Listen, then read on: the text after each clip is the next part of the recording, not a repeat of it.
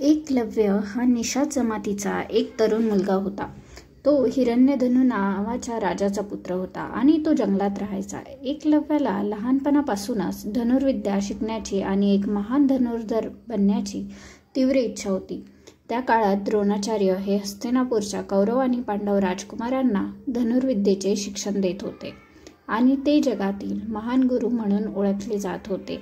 आपल्या मनातील इच्छा पूर्ण करण्यासाठी एकलव्य द्रोणाचार्यांच्या आश्रमात गेला.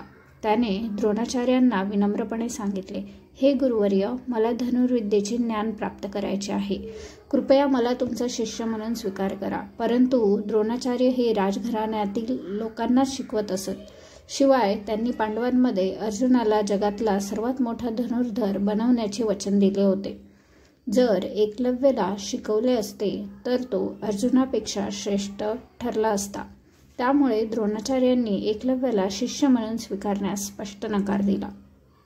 द्रोणाचार्यांनी नकार दिल्यावर एकलव्य निराश झाला, पण त्याचे मनोधैर्य खचले नाही. त्याने गुरूंना जबरदस्ती न करता त्यांचे आशीर्वाद घेऊन तो आश्रमातून परतला. त्याने जंगलात जाऊन द्रोणाचार्यांची मातीची सुंदर मूर्ती तयार केली आणि ती एका झाडाखाली स्थापित केली. रोज सकाळी उठून तो त्या मूर्तीची पूजा करायचा, तिलाच आपला गुरु मानायचा आणि मग तिच्यासमोर उभा राहून धनुर्विद्येचा सराव करायचा.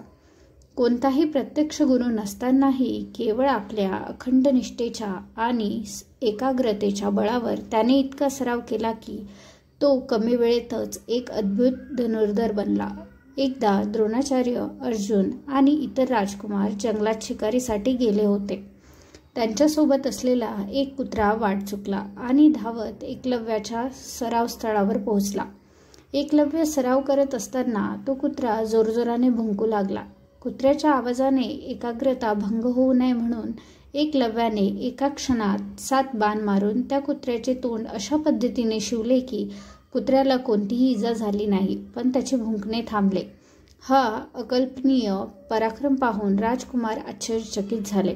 असा अद्भुत धनुर्धर कोण असू शकतो या विचारात ते सगळे द्रोणाचार्यांकडे परत आले.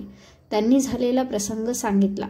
द्रोणाचार्यांना लगेच जाणवले की हे कौशल्य त्याच्या प्रिय शिष्य अर्जुनाच्या कौशल्यापेक्षाही श्रेष्ठ आहे. त्यांनी अर्जुनाला दिलेले सर्वात मोठा धनुर्धर होण्याचे वचन त्यांना आठवले. द्रोणाचार्य अर्जुनाला घेऊन त्या ठिकाणी पोहोचले जिथे एकलव्य सराव करत होता. एकलव्याने द्रोणाचार्यांना पाहिले आणि धावत जाऊन त्यांच्या पायावर नतमस्तक झाला. द्रोणाचार्यांना पाहून त्याने हे गुरुदेव अशी हाक मारली. द्रोणाचार्यांनी विचारले, तू धनुर्विद्या कोणाकडून शिकलास? एकलव्याने द्रोणाचार्यांची मातीची मूर्ती दाखवली आणि आपणच माझे गुरु आहात असे सांगितले. द्रोणाचार्यांनी स्मित हास्य केले, पण त्यांच्या मनात अर्जुनाला दिलेले वचन होते. त्यांनी एकलव्याला शांतपणे विचारले, ठीक आहे, जर मी तुमचा गुरु आहे तर मला गुरुदक्षिणा द्या. एकलव्य आनंदाने म्हणाला, गुरुदेव, तुम्ही जे मागाल ते मी तुम्हाला देईन, तुम्ही आज्ञा करा. तेव्हा द्रोणाचार्य म्हणाले, मला तुझ्या उजव्या हाताचा अंगठा हवा आहे. उजवा अंगठा हा धनुष्य आणि बाण चालवण्यासाठी सर्वात महत्त्वाचा असतो. अंगठा नसताना कोणताही धनुर्धर अचूकपणे बाण चालवू शकत नाही. द्रोणाचार्यांना माहीत होते की अंगठा गमावल्यास एकलव्याचे धनुर्धर म्हणून असलेले भविष्य संपेल. गुरुची ही कठोर मागणी ऐकून एकलव्याचा चेहरा क्षणात बदलला, पण त्याने आपल्या निश्चयावर आणि गुरुभक्तीवर तीळभरही शंका घेतली नाही. त्याने एकही क्षण न गमावता लगेच आपला उजवा अंगठा कापला आणि आनंदाने तो द्रोणाचार्यांच्या चरणांवर अर्पण केला. जय हो गुरुदेव असे म्हणून एकलव्याने गुरुदक्षिणा पूर्ण केली. अंगठा गमावल्याने त्याचे धनुर्विद्येतील प्रावीण्य कमी झाले, पण त्याच्या गुरुभक्तीने त्याला इतिहासात अमर केले. या गुरुदक्षिणेमुळे द्रोणाचार्यांचे अर्जुनाला दिलेले वचन पूर्ण झाले.